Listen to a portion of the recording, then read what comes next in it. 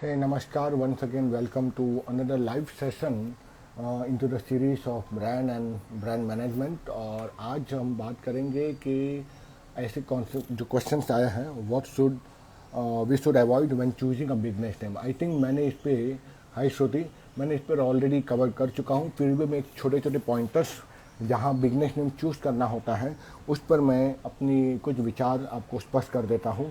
तो क्वेश्चन ये आया था मेरे पास कि what are the things we should avoid while choosing a business name.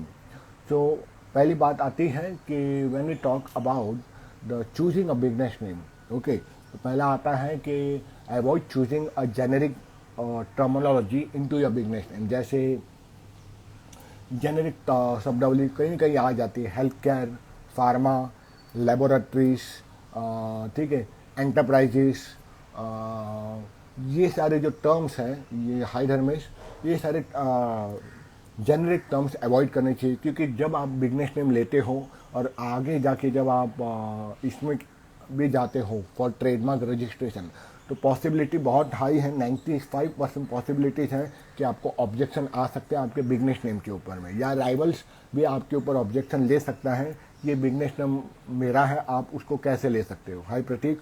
तो इसीलिए first things, avoid the generic terms into your business name. Second, you should always avoid to take the terms or the business terms of the big companies. जैसे मुझे याद है मेरे colleague ने when he started his own health and nutrition company, उस time पे जियो launch हुआ था, तो उसकी एक प्रोटीन पाउडर थी जियो, आई मीन प्रो. तो उसने डाल दिया प्रोटीन का था, तो उसने टर्म रखा था जियो प्रो. अब उसको लगा किसी को पता नहीं चलेगा, मैं एटलीस्ट मुंबई के लोकल मार्केट में बेच लूँगा और अच्छा पैसा कमा लूँगा. इमीडिएटली उसको जैसे मार्केट में पता चला, उसके ऊपर ऑब्जेक्शन रेस हो गया. वो बहुत छोटी कंपनी थी, मतलब एक छोटे दोस्तों ने मिलकर शुरू की थी. क्यों? और रिलायंस ने उसको बोला आप जियो शब्द यूज़ नहीं कर सकते, ये हमारा है. तो भले आप प्रोटीन पाउडर में हैं, but you can not use the Jio word into your branding because it is our own brand. तो उसने डाला था जियो प्रो, आज है कि नहीं पता नहीं. तो similarly avoid the terminology of the big term, rivalish term, generic term.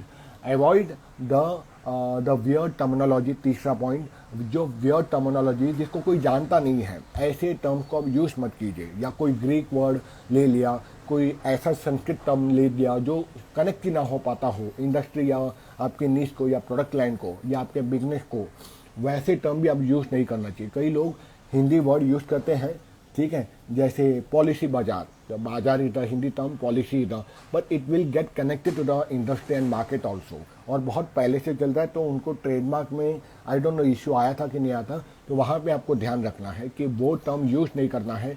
ना आपको जेनेरिक टर्म यूज़ करना है, ना आपके कॉम्पिटिटर का टर्म यूज़ करना है, ना आपको किसी बड़े ब्रांड का टर्म यूज़ करना है. चौथा, ना आपको ऐसा टर्म यूज़ करना है जो लोगों को दिक्कत आए समझने में, ठीक है. या फिर ऐसा टर्म भी यूज़ नहीं करना है जिससे कि सामने वाले को समझ नहीं आए ये कंपनी का नाम, ये कंपनी किस एरियाज में है. जैसे गूगल हो गया, वो तो सर्च इंजन बड़ा हो चुका है, लेकिन शुरुआत में लोगों को समझ ही नहीं आ रहा था गूगल का मतलब क्या है. There is no meaning of Google into the dictionary.